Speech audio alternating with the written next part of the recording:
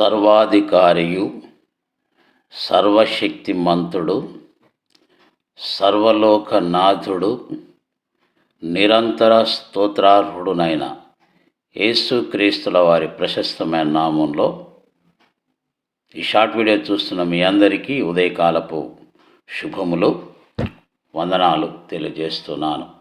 దేవుని వాక్యాన్ని చదువుకుందామండి. మత్తయి సువార్త 24వ అధ్యాయము 23-24 వచనాలు. ఆ కాలమందు ఎవడైనను ఇదిగో క్రీస్తు ఇక్కడ ఉన్నాడు అక్కడ ఉన్నాడు అని చెప్పిన యెడల నమ్మకుడి. అబద్ధపు క్రీస్తులను అబద్ధపు ప్రవక్తలను వచ్చి సాధ్యమైతే ఏర్పరచబడిన వారిని సహితము మోసపరచుటకై గొప్ప సూచక క్రియలను మహత్కార్యములను కనబరచెదరు.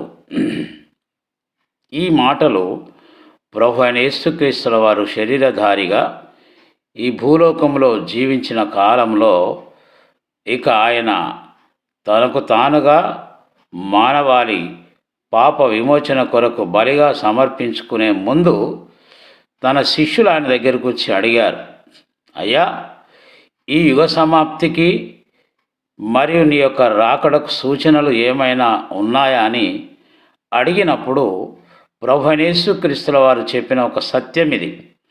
నా రాకడకు ముందు లేదా ఈ యుగాంతమందు కొన్ని కార్యములు ఈ భూలోకంలో జరుగుతాయి. అందులో ఒకటి ఏమిటంటే అబద్ధ క్రీస్తులు అబద్ధ బోధకులు వస్తారు.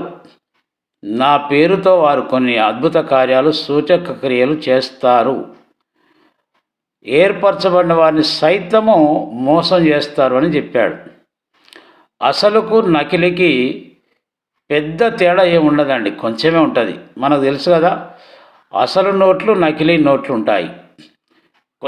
కొంచెం తేడా ఉంటుంది. ఆ తేడా సహజంగా సామాన్య మనుషులు ఎవరు గుర్తుపట్టరు. కానీ ఆ నకిలీ నోటును మనం బ్యాంకు తీసుకెళ్ళినప్పుడు ఆ బ్యాంకు సిబ్బంది వారు, ముఖ్యంగా నోట్లను తీసుకునే వారికి ఆ టెక్నిక్ తెలుసు, ఎలా పసిగట్టాలో, ఎలా ఆ నకిలీ నోట్ను దొరకబట్టాలో.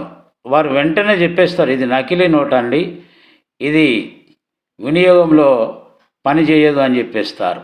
ప్రియ సోదరి సోదరుడా, ఈరోజు నీ వాక్యము ఏ సేవకుని దగ్గర వింటున్నావో ఆ సేవకుడు అసలువాడా నకిలీవాడా గుర్తుపట్టావా? గుర్తుపట్టాలంటే వాక్యం నీకు తెలిసి ఉండాలి. అలా తెలుసుకునే కృప పరిశుద్ధాత్మ దేవుడు మనకు దయచేయును గాక. అందరికీ వందనాలు.